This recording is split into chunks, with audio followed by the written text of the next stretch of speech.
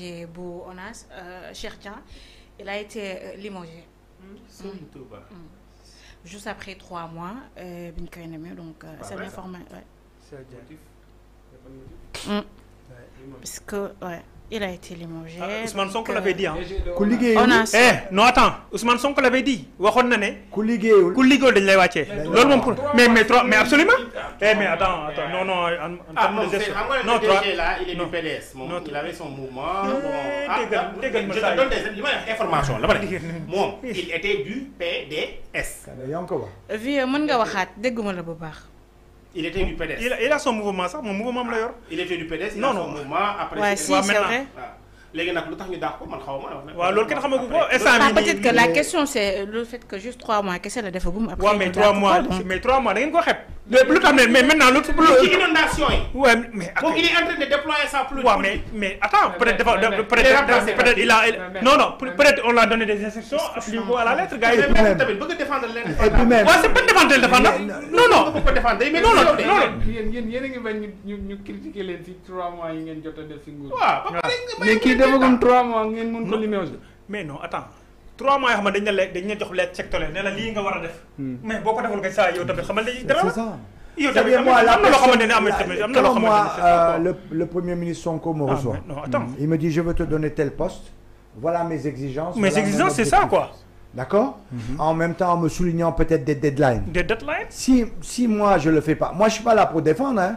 Maintenant ku ko jël ak ku ko demet ñoom ñoo koy régler seen biir parce que ñun mënuñu xam éléments yi. On sera édifié. Soit maintenant après. Non man le durée. Babou il a un a priori favorable donc il va dire c'est normal. Soit Djibi il va dire mais regardez il l'a déjà dégommé. Ça dépend après ban a priori ngay am rek. mais amul élément yi pour objectivement de doyen Ousmane Sonko était très clair ñoo ngi leen di nommer mais ku compétent wul ku taxawul ci liggéey bi dañ lay dogomee ça il l'avait dit. mais ce qui li ma remarqué mooy moom à chaque fois il parle Ousmane Sonko au lieu de président Diomaye. Ouais, mais c'est Ousmane Sonko bi ñu leen qui a proposé kooku. Non mais attends. Mais dans notre République. Non. À quoi sert un premier ministre sinon être le paravent du président? Il y a eu le carcan. C'est pour ça que Macky, on n'a pas ce problème là. En 2019 jusqu'en 2021, il s'est rendu compte qu'il n'y a eu plus personne qui le protège. Il a remis le premier ministre parce que c'est injouable. Le président, si tu n'as pas de premier ministre, tu es en face de tout le monde. Et puis le si on amène un premier ministre, moi conduire la politique, mais moi me taper, moi me renommer un autre premier ministre. En fait, lui, il y a une muraille, il y a un paravent. Son paravent, c'est le premier ministre. Le paravent, c'est le premier ministre. Ouais, effectivement. Tu comprends? Lañ fa nommé. Inspecteur hydraulique. Il est limogé immédiatement on a nommé quelqu'un d'autre. boo xamante ne conseil des ministres là est-ce que nekkul foofu. Oui, parce que décision conseil des ministres génn. C'est comme ça. Fa la génne. On laisse pas le siège vide. Hein? Le moment, le timing même est le suspect en fait. Il a été remplacé par Seny Dieng, ingénieur hydrogéologue. Ouais, mais c'est le timing. Maintenant kooku moo gën a compétence ci domaine boobu moom après mën nañu ko yóbbu feneen. est-ce que defuñu erreur tamit ci casting. la yow tamit sa journée ay moo ko gën a compétent yow loo ci xam. Mais loolu mais attends. Donc on n'a pas de motif donc on va vraiment pas duñu ci sori. Est-ce que defuñu erreur parce que duñu sori ci motif. Mais je n'ai pas les éléments. J'ai dit tu vois Djibi nu muy réagirait ak kii par exemple c'est y compris sur les histoires de nomination yi. Xam nga tu peux être critique. Tu peux être sur les principes. Comme tu peux être le béni oui le gouvernement bi def je suis d'accord. Et trouver toutes les justifications. Le problème que nous avons dans le débat, c'est qu'il y a des patriotes, jamais ils seront critiques. Ils vont toujours trouver que c'est bien. Il y a des gens, patriotes, qui vont dire, attendez, il y a le sens de la retenue, bizarre. Il y a les gens de la société civile qui peuvent se poser des questions. D'accord? Et tu as les gens qui sont déclarés opposants dès le départ, qui vont le voir autrement et qui s'opposeront. Donc, l'eau de femme. Forcément, maintenant boo amul élément loolu lay wax a priori favorable ou défavorable. boo amul élément. timing aussi ça pose. Le timing c'est pas suspect. Peut-être que loolu moo ñu jaaxal au fait. de rentrer à l'hivernage. Après 3 mois donc. On l'a pas mis à l'épreuve jusqu'à présent. On l'a pas mis à l'épreuve. On vient de rentrer immédiatement sur l'hivernage. ñu ngi soog a dugg ci bu muy commencé installé Adama bu muy ko dàqee bu ñu ko bàyyee mu ne ok buñ ko dàqee mu ne ok ça nekk gouvernement bi def rek si position boobu la nekk. non na gars yi def rek gars yi def position bi. mais maître man je te connaissais ah. yow tu es un intellectuel de haute facture. waaw yow jusqu'à prendre le si waaye kenn yow waaye xam nga ne tënkuñ moom. kenn daawul tënk. non xam nga kenn tënku ma je te reconnais pas. non non Gibson non bàyyi yow juriste de ta dimension. D'accord. La politique, c'est la politique. waaw apparemment la politique est en train de faire son effet. moom non non pas politique moom daawul politique parce que tellement il était. bon beneen kii la woon quoi beneen dimension la woon moom. Babou il donc. tout ne se dit pas sur les plateaux. non syndicaliste. il filtre. bi nga xam boobu syndicaliste la woon. mais non xam nga syndicalisme ça n'a rien à voir avec politique. syndicalisme foofu d'ailleurs foofu ngay gën a li bokkul. parce que là tu es en face des autorités et tu es dans la contestation presque permanente. loolu yow nag loolu nga xamoon si man. waaw moom moo tax nga yaakaar ne instant bi mais waaw mais non ce n'est pas un béni oui c'est un argumentaire rationnel et raisonnable. depuis tout à l'heure maa ngi koy dégg mu ne la à chaque fois bu ngeen jëlee décision mu ne on leur laisse le temps. nañ leen vous êtes attendu. mais kii il a fait 3 mois. en pleine saison hivernale tey nous sommes le 31 juillet. mois d'août bi gën a métti. le temps que kooku di ñëw di installé wu. bay comprendre ce qui se passe réellement à ONAS. comprendre le fonctionnement du réseau. jël ay décisions. et la pluviométrie est annoncée cette année. Il paraît qu'il pleut et qu'il va énormément pleuvoir. Ça c'est l'ANACIM, hein. C'est pas moi qui le dis. Il paraît qu'il va énormément. Ça dit que moi je juge que ne nous promets pas le déluge quand même. Non, c'est ça. Non, c'est l'ANACIM qui a dit ça. C'est l'ANACIM qui l'a dit. C'est l'ANACIM qui l'a dit. C'est pas moi. D'accord, mais non mais. C'est pas moi. Nous donc moi personnellement le juger à le mettre 3 mois après le virer. Non mais. En même temps. Vous allez comprendre après. Mais actuellement vous êtes. En même temps, vous pouvez pas comprendre. Mais tu as compris. Regarde. Mais en même temps tu peux concevoir. Je vais aux Jeux Olympiques. En tout cas, je suis en train de me préparer. 1 mois avant les Jeux, je me suis préparé avec quelqu'un et je me rends compte il est pas bon. Je vais pas mourir aux Jeux Olympiques. S'il faut changer avant, je change. Même si c'est pas le timing n'est pas bon, s'il me permet peut-être de corriger le minimum avant d'aller en compétition, j'y vais. Non, d'accord. Voilà, à ce film, il va reconnaître personne sur ce plateau. On change. On n'est pas obligé de mourir avec la même équipe. On a le droit de changer. Suñu continuer nii sa bopp sax doo ko reconnaître xam naa léegi dañuy tëj émission bi. Bon, de toute façon, comme que ñoom waa Pastef la bon. Non, moi je suis pas de Pastef. Bon, non, j'ai dit bon. En tout cas, vous êtes de la coalition, c'est vous. Je ne suis pas dans la coalition Diomaye. Encore une fois. La coalition Diomaye me le reproche. Et toi, tu viens me remettre dedans. Moi, à un moment donné, il faudra que je fasse mais voilà, non, mais moi j'ai un discours. Moi, on me reproche de n'avoir pas dit ouvertement il faut voter Diomaye. On me reproche de ne pas être rentré dans la coalition. Mais arrête-toi de te métier. Dans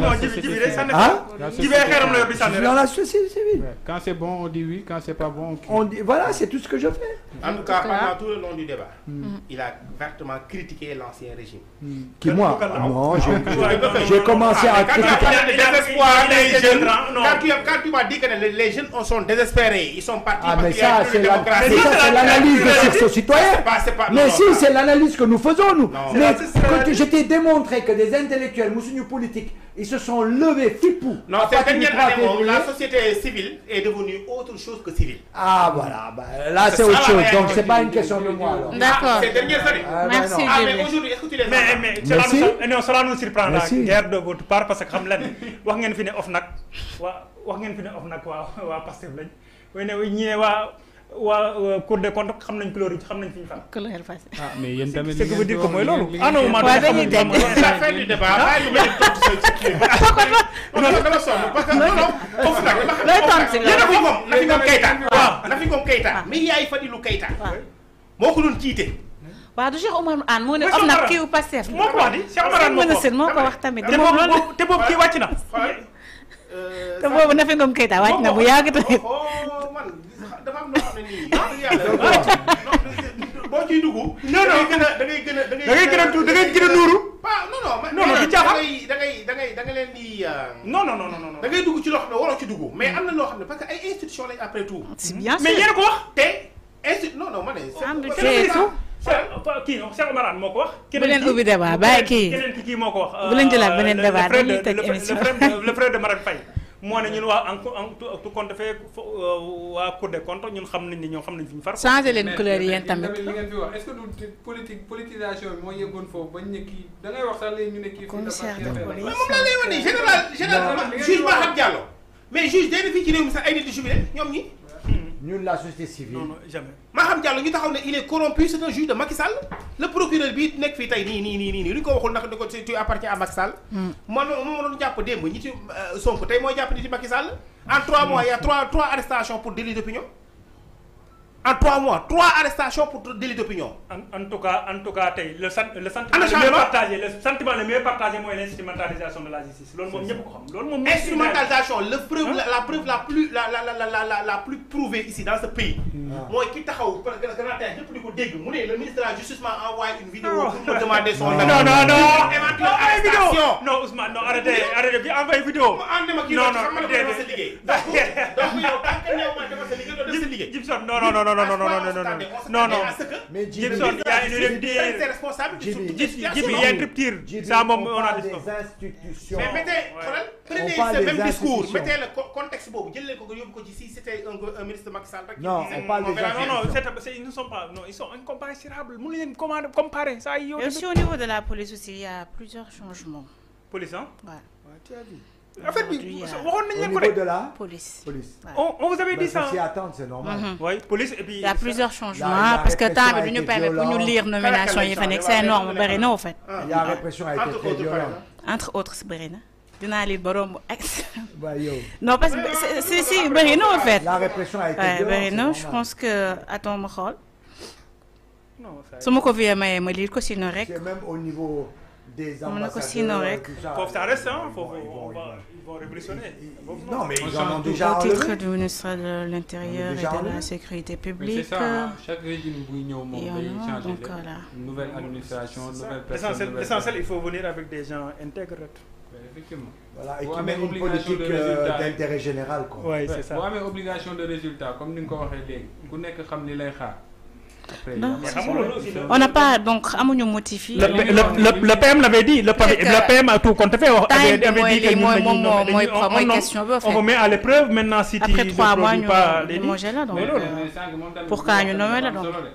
puisque ñu ngi jëm si yeneen dimension électorale. non mais kooku non déedéet parce que kooku noonu kii ñu remplacé kooku noonu moom la kii wax noonu la ji wax kooku noonu il a un mouvement politique à Pikine donc ce n'est pas pour des questions politiques. Il a été maire de Djiddah Thiaroye Kao. Ce n'est pas pour des questions politiques loolu moom saa yi. non nekkoon aussi PDS aussi.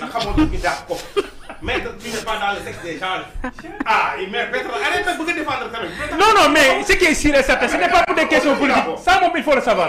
ils ne sont pas dans cette dynamique là. c'est en émission qu'on t'a donné l'information. voilà bu Jibi j'ai une présomption de bonne foi que ne.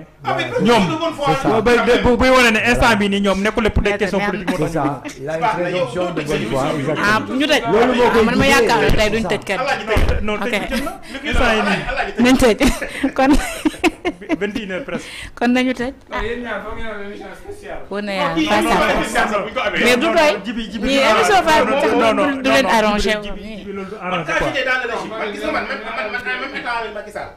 man loolu ma ñu ngi doon reproché. da ma wax ma tëj de. je ne suis pas d'accord avec une chose. man bu ma gisee loo xam ne d'accord man ma la lii d'accord ma. mais nag dama gisee luñ d'accordul. ni il est comme ça man du ma déglu kenn ay Macky Sall sama yoon c'est-à-dire que man li may wax que je sois man après. quitte avec ta conscience.